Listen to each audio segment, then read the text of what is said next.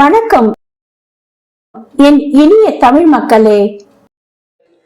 கீச்சு கீச்சென்றெங்கும் ஆனை சாத்தான் கலந்து பேச்சின பேச்சிரவம் கேட்டிலையோ பேய் பெண்ணே, காசும் பிறப்பும் கலகலப்ப கைப்பேர்த்து வாச நரங்குழல் ஆட்சியார் மட்டினால் ஓசைப்படுத்த தைரரவம் கேட்டிலையோ நாயக பெண் பிள்ளாய் நாராயண மூர்த்தி கேசவனை பாடவும் நீ கேட்டே கிடத்தையோ தேசமுடையாய் திரவேலோ ரெம்பாவாய்.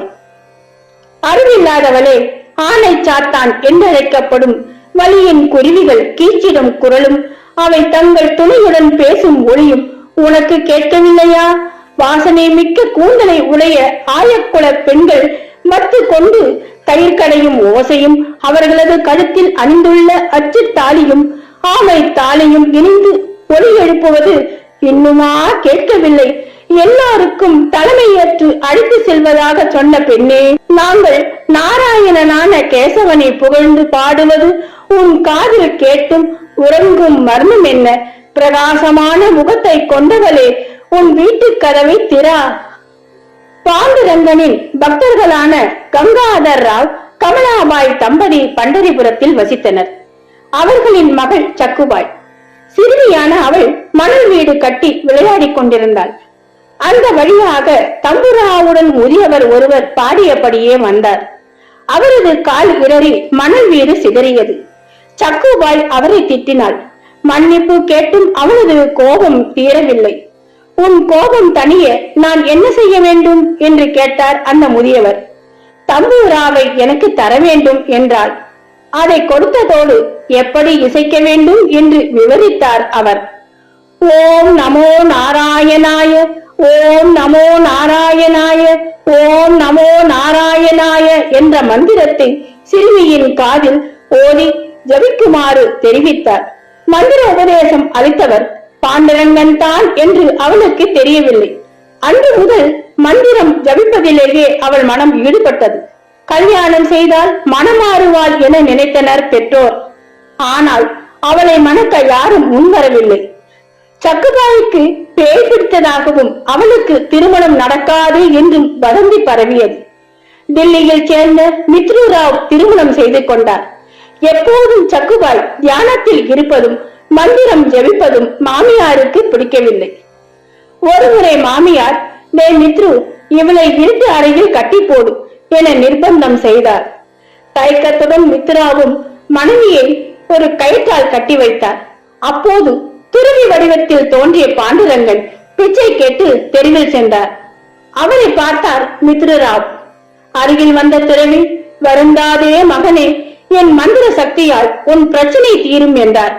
மனைவியின் நோயை உங்களால் தீர்க்க முடியுமா என கேட்டார் மித்ருராவ். குணப்படுத்துவேன், இப்போதே ஆற்றங்கரைக்கு அழைத்து வா என்றார் துறவி. மனைவியுடன் சென்றார் மித்ருராவ்.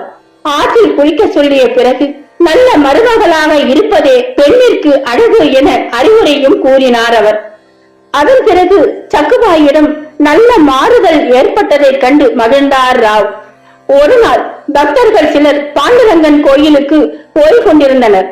அவர்களுடன் செல்ல சக்குபாயும் விரும்பினாள். ஆனால் அதற்கு மித்ருராவ் சம்மதிக்காமல் சக்குபாயை தூணில் கட்டி வைத்தார். இதுவும் பாண்டுரங்கனின் லீலையே என பிரார்த்தனையில் ஈடுபட்டாள் சக்குபாய்.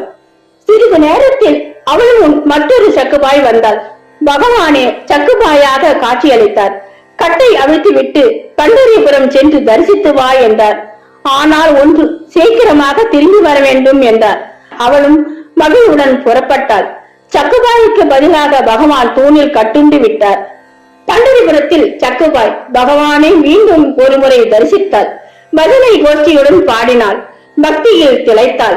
பக்தியில் குடும்பத்தையே மறந்தாள். வீட்டு தூணில் கட்டுண்டு இருந்த சக்குபாய், சுவாமி, என்னை மன்னியுங்கள், நான் இனி உங்கள் சொல்படி நடப்பேன், என்னை அவிழ்த்து விடுங்கள் என கணவரிடம் கெஞ்சினாள். கட்டை அவிழ்த்து விட்டார் அவரது கணவர். அன்று முதல் பகவான் சக்குபாய் வடிவில் இருந்து கணவருக்கும் மாமியாருக்கும் பணிவிடை செய்தார். நாட்கள் கடந்தன. பண்டரிபுரத்தில் இருந்த சக்குபாய் குடும்பத்தை மறந்து பக்தியில் ஈடுபட்டாள். ஒவ்வொரு நாளும் பூக்களை பறித்து மாலையாக்கி பகவானுக்கு தினமும் சாத்தினாள். ஒரு நாள் பூ பறிக்கும் பொழுது பாம்பு தீண்ட மயங்கி விழுந்தாள். ஆபத்தான நிலையில் சக்குபாய் கிடக்கும் விஷயத்தை கணவரான மித்ராவிடம் தெரிவித்தனர். அதே நேரம் வைத்தியராக தோன்றிய பகவான் விஷத்தை முறிக்க பச்சிலை கொடுத்து சக்குபாயை காப்பாற்றினார். அவனின் முன் சக்குபாயாக காட்சியளித்து நடந்தவற்றை நினைவுபடுத்தினார். நீ இத்தனை நாட்களாக வீடு திரும்பாமல் கோவிலிலேயே தங்கி இருப்பது தவறல்லவா என்றும் உணர்த்தினார். அப்போதுதான் தவற்றை உணர்ந்தாள் சக்குபாய். மன்னிப்பு கேட்க வாய் திறந்தார். ஆனால் பகவான் மறைந்தார். பகவானே, என்னை மன்னிக்க வேண்டும் என்று கதறினாள். அவளுக்கு தன் சுயரூபம் காட்டி, வருந்தாதே, எல்லாம் நன்மையாக முடியும் என்றார். வீட்டை நோக்கி நடந்தாள் சக்குபாய். மனைவியை கண்ட மித்ரராவ் எங்கே போய் வருகிறாய் என்று ஆவேசமாக கேட்டார்.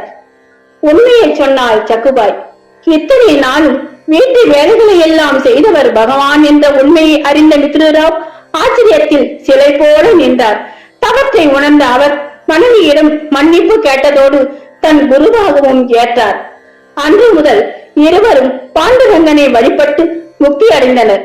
பண்டரிநாத் மகாராஜுக்கு ஜெய். ஜெய் ஜெய் விட்டல்ல, ஜெய் ஜெய் விட்டல்ல. சர்வமும் கிருஷ்ணார்பணம். ஜெய் ஸ்ரீ கிருஷ்ணா.